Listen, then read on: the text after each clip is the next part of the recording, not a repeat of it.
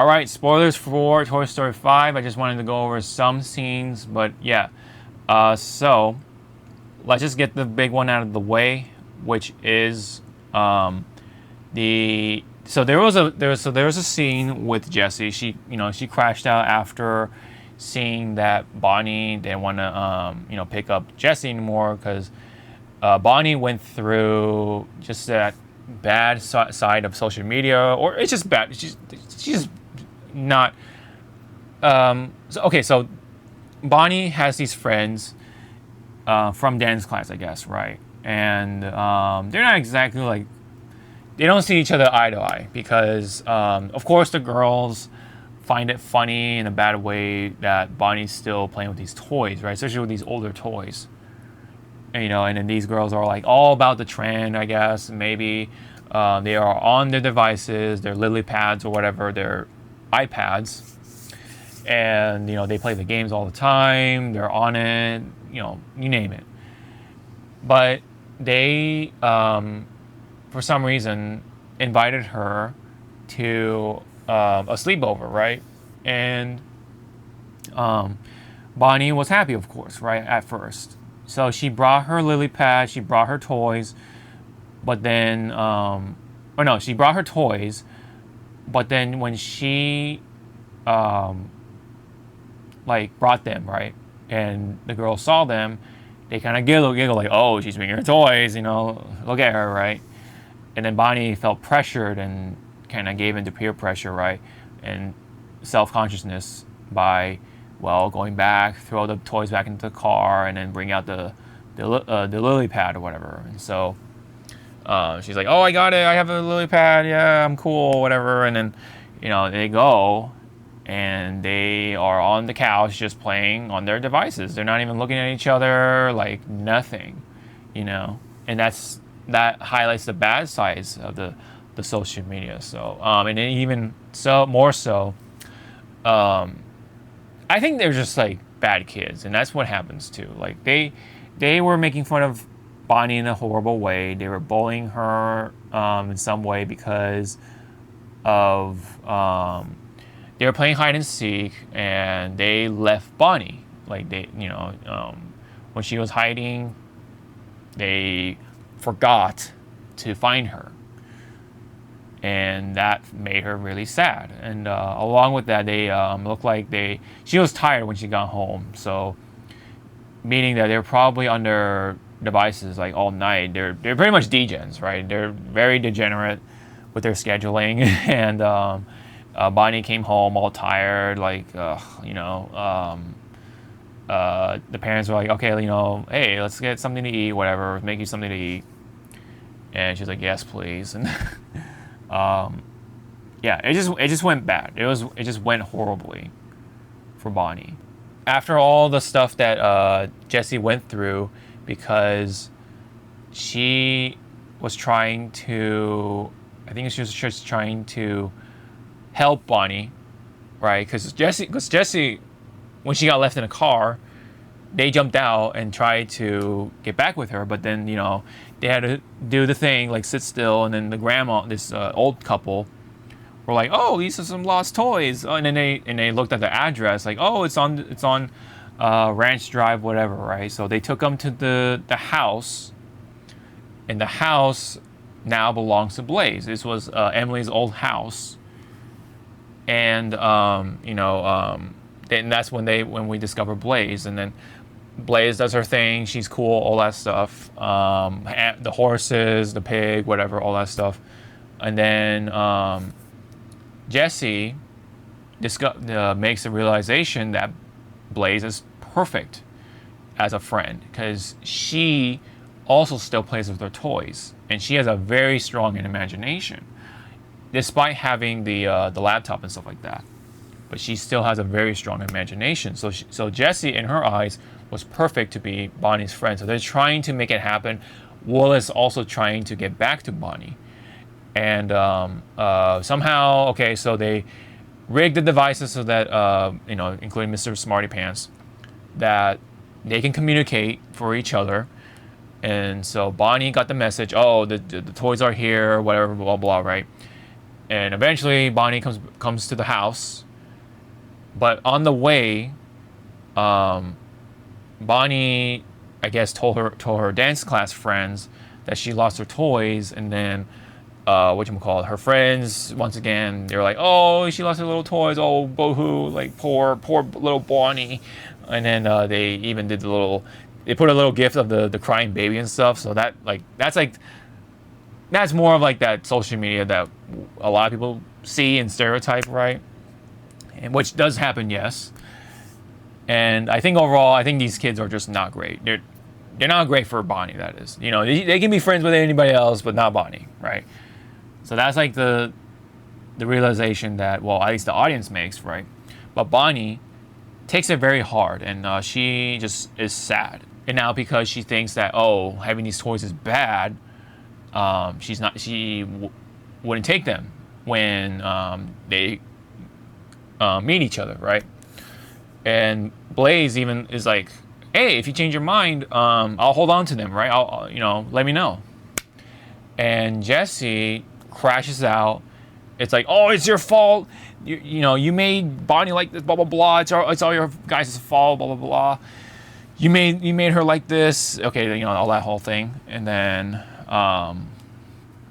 while I disagree with it, but it's valid because yeah, it kind of happens in these big emotional crash outs, right? And then Jesse, of course, sees the tire swing with the tree and everything with the tire swing. That's where she and Emily, her first sort of owner, were playing together, right? A lot of times. And so she goes out with the horse, goes to the tree. Bullseye chases them at some point, I guess, but whatever. They get to the tree, and then Jesse and Bullseye discover about the message on the tree saying that Emily was here, I think. Or no, Jesse was here. And they're like, wait a minute. I didn't write that, right? And then there's an arrow pointing down, and then there's something on the ground. And then the horse, I think it was like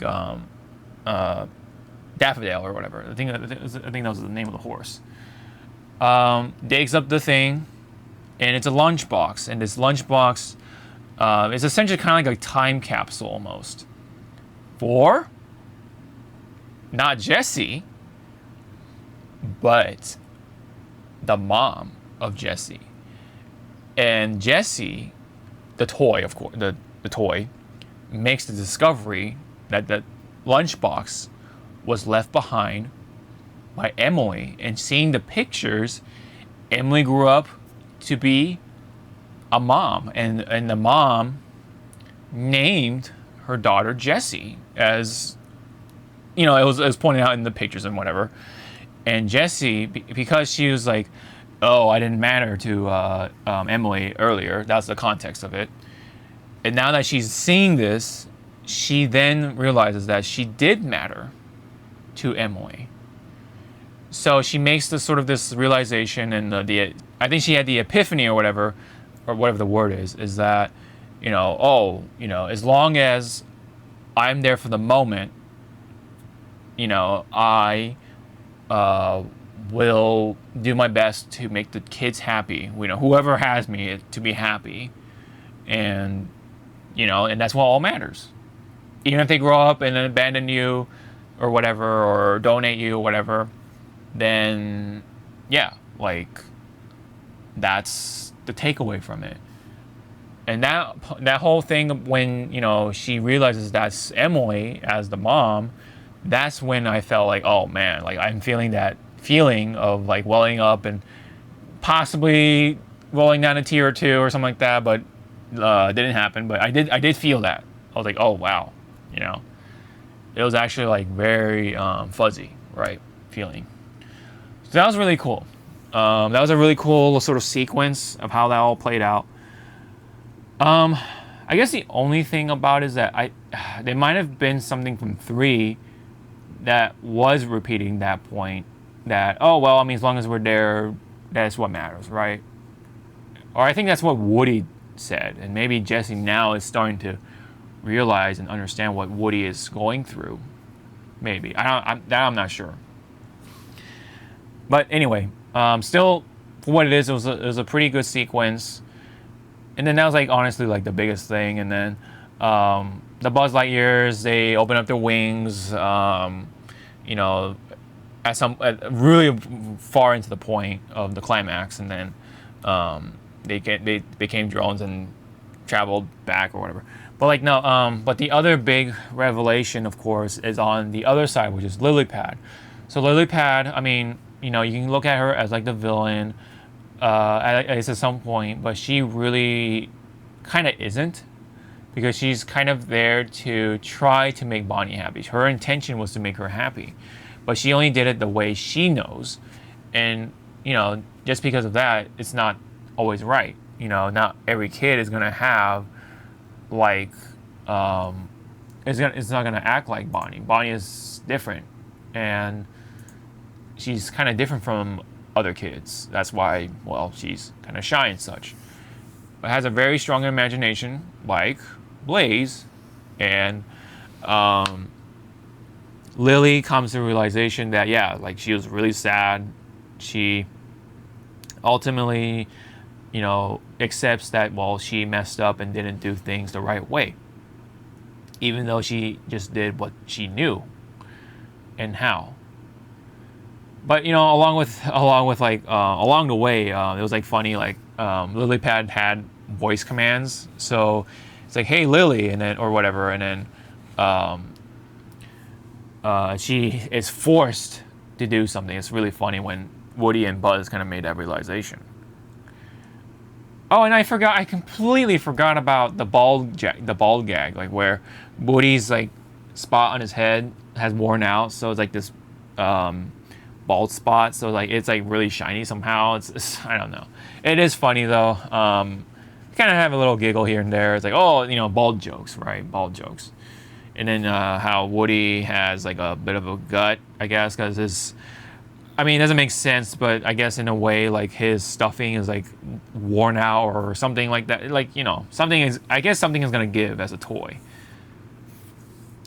especially for like a cloth-based toy, like a rag doll almost. But yeah, that gag was actually kind of funny, honestly. Even though, yeah, they did repeat it a number of times. They even had like toilet humor with Smarty Pants. He kept doing puns about the number two, two, and all kinds of toilet-related humor. But yeah, there was another. Yeah, so back on the Lily. At least she is redeemable in that sense. Then she did try to do good after that. Then, you know, she realizes that, she accepts it, and she wanted to make things right. And then she becomes a good guy. So that's actually kind of cool. That, you know, she wasn't this like complete, you know, villain from start to finish. It's kind of funny because she's kind of like the opposite of Lotso, because Lotso was like the good guy at first, but then he reveals to be the bad guy from 3. Also, almost this big opposite. So like, yeah, Lily, modern toy, obviously evil, kind of antagonistic on the surface, but then later on she actually has feelings too. She just only wants to make them happy. All toys wants to make kids happy for the most part. Whereas, you know, Lotso, you know, he took the abandonment to heart a little too much, maybe, or in the wrong way, unfortunately, with the circumstances, and he became a villain. You know, he hated kids because of that.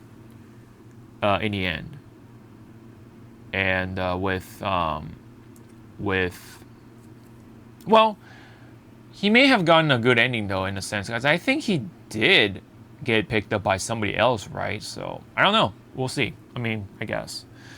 Well, Lilypad here has a good life now, or starting to have a good life. She is a part of the toy lineup.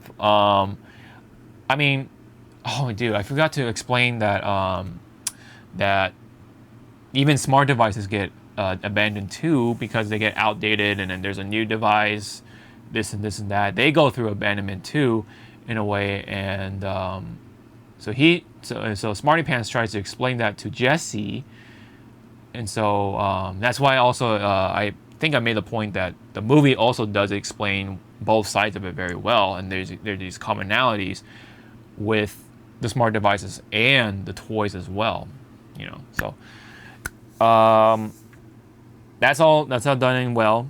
And then there's the whole wedding thing with Buzz. He doesn't quite do it, but Jessie just says yes, like she already knows.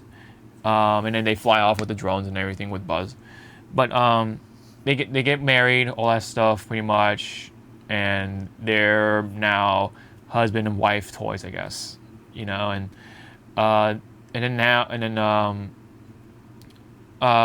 Woody and Bo are pretty much like, you know, I guess they've been engaged, I guess, but they never like made it official, I guess. So I don't know. It might make it official now. I don't know, but we already know that Woody and Bo are already a thing, so that's like nothing else new. I guess other than the sort of the next step, I guess.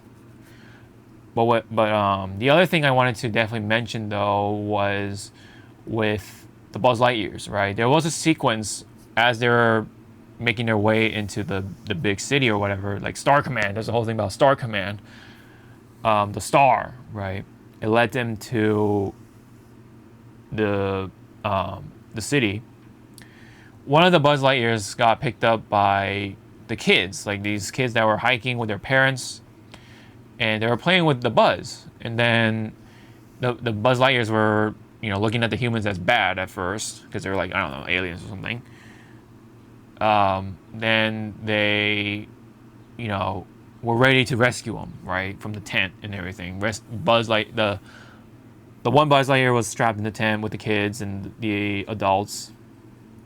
But when they opened the tent, they saw that Buzz Lightyear was, you know, like happily carried by one of the kids. And that Buzz Lightyear was like, you know, was happy. He was very happy. And at least one of them realized that, you know, he's starting to sort of like start to try to make the connection, like what's going on here, like why did this happen or something like that, you know, as the kids are happy, Buzz Lightyear's happy, and then as the parents are happy as the mom reads the story, right? And but they carried on with the mission nonetheless. So that was like also like another nice little sequence of like the Buzz Lightyear starting to kind of loosely discover who they really are, kind of. And then Buzz, the Buzz Lightyear, tells it, you know, brings it home, like tells them like, hey, we're toys to make kids happy. So humans are good, right? Yeah, so that was honestly the points that I wanted to explain. It's like the big highlights anyway. Other than that, yeah, there was the funny part with like the glamorous horse really looking at Buzz for some reason. I guess it's just funny. And Buzz Lightyear, yes, we're on that said horse and blah blah blah. Woody got onto like the woolly horse looking thing, or really weird looking horse later on. Oh yeah, he had the thing about the poncho, but he thought the poncho was cool, but it's even Bo was like, I think Woody needs a real poncho. Like that's just the, what do you call those? Like not ascots, but like scarves, I guess. Like it's like that cowboy scarf wrapped around him. Doesn't really work. I mean, maybe a different color, but he needs a real poncho, man. Come on. Definitely. But that's pretty much it, I think, for the major parts anyway. Nothing with Blaze, all that fun stuff. I mean, I already talked about Blaze enough. Bonnie, sleepover stuff.